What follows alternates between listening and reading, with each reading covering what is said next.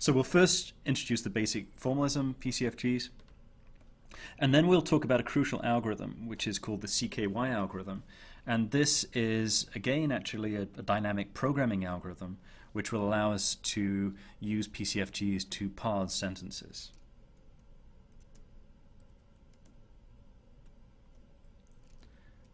So here is a PCFG, and you'll see that it basically looks exactly the same as a context-free grammar, but we now have probabilities assigned to each rule in the grammar. So here I have a set of context-free rules, and we'll again assume that S is the start symbol under the context-free grammar. But now in red I've shown a probability for each rule. So S goes to NP VP, for example, has probability 1. VP goes to VI has probability 0.4, and so on and so on. These probabilities have one critical property, which is the following.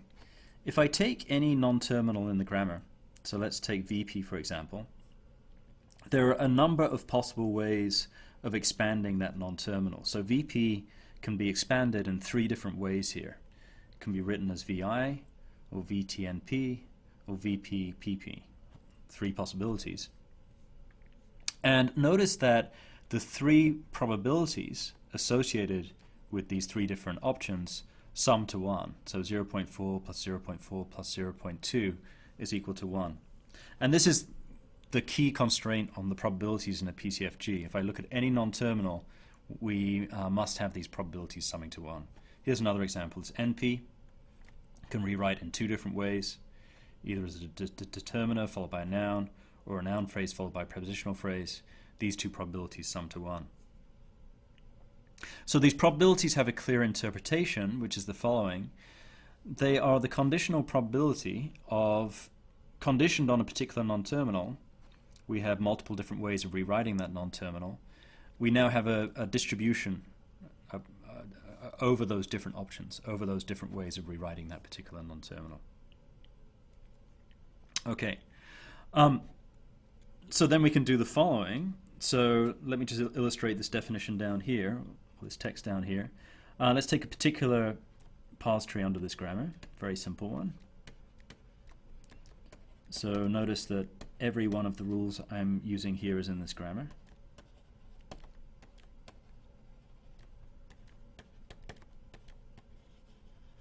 So that's a valid parse tree under the underlying context-free grammar.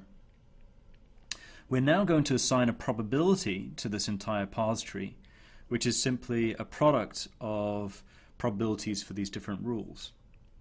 So if I look at the first rule, S goes to NP VP, that has probability 1. And then NP goes to determiner NN, that has probability 0.3.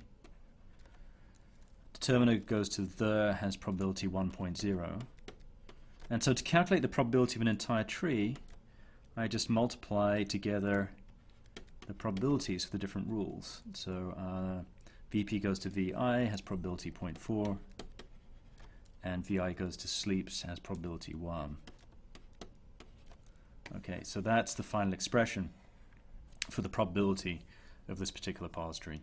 So more abstractly, if a tree has rules, alpha 1 goes to beta 1, alpha 2 goes to beta 2, up to alpha n goes to beta n, this is the left-hand side, this is a non-terminal for each rule, this is the sequence of non-terminals on the right-hand side, then the probability for the tree is the product of these parameters. So I write Q, so for example, Q of VP goes to VT and P is equal to 0.4 in this grammar. So each rule has a parameter, Q of that rule, which is some probability. The probability for an entire tree is the product of these Q terms, just as I illustrated here. So one useful intuition behind PCFGs is the following. We can now think of top-down stochastic processes under which we can sample parse trees or derivations under a PCFG. So recall that S is our start symbol, so a derivation always starts with S.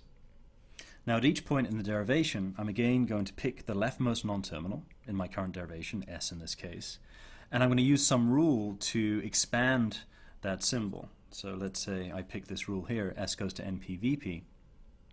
And we can think of this as a probabilistic process where we choose this rule with the probability under the grammar. So in fact there's only one way of expanding S as NP-VP, and so with probability 1 we're always going to rewrite this as NP-VP under the grammar I showed you on the previous slide.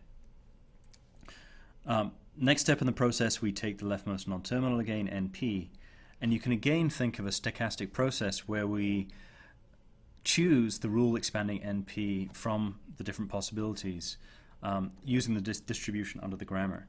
So in this case we might choose NP goes to determine NN, so notice that NP is now replaced by these two words, these two symbols, and that has probability 0.3. Now we pick DT, we choose a rule from the grammar, this actually rewrites as though with probability 1, and so on and so on. So this probabilistic top-down process is going to terminate when I end up with a sequence of words. So now at this point I have no non-terminals left. The parse tree underlying this, of course, is S goes to NP-VP. It's going to be something like this.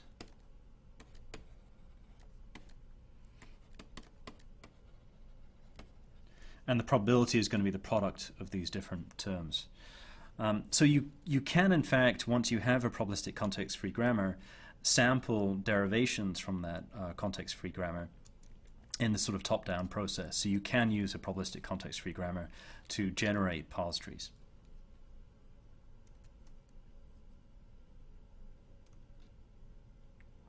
Okay, so some crucial properties of PCFGs.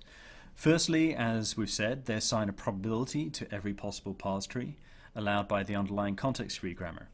So to calculate the probability of a parse tree, I just look at the rules in that parse tree and multiply together the different probabilities. Most crucially for our purposes, we have the following. So say I have a sentence S. So let's say, for example, it's the dog saw the man with the telescope. So this is our sentence S. This sentence may have several different parse trees under the underlying context-free grammar. So let's say we have a couple of different parse trees, which I'll just sketch here under the CFG. And as we said, this is the ambiguity problem. The problem is that our grammar is generating more than one parse tree. So I'll call this entire set of parse trees T of S. Okay, so T of S is the set of possible parse trees for this input sentence. Now critically, now I have probabilities on these rules in the grammar, I can calculate the probability of each of these parse trees. So I might, for example, calculate the probability of this one as 0.01, and maybe this one is 0.00057. And so now I get this additional information where each parse tree in the grammar, each parse tree for this particular sentence has a different probability, and that gives a ranking on the different parse trees in terms of their probability or likelihood. And so given this ranking, I can, for example, simply output from my model or from my parser the highest probability tree under the model. So I now have a way of choosing between different parse trees. And so the parsing methods we'll look at will first somehow learn the parameters of a PCFG from data, and then given a new sentence, they will search for the parse tree that has the highest probability under the grammar. And if the PCFG does a good job of modeling the probability of different possible parse trees, we'll end up with an accurate parser that more often than not resolves the ambiguities that I just described to you in the previous lecture. So one last definition: if we have the sentence S, then the most likely parse tree for that sentence is, if we look at all trees in that set T of S, remember T of S is the set of possible parse trees for S, we now just choose the highest probability tree under our PCFG.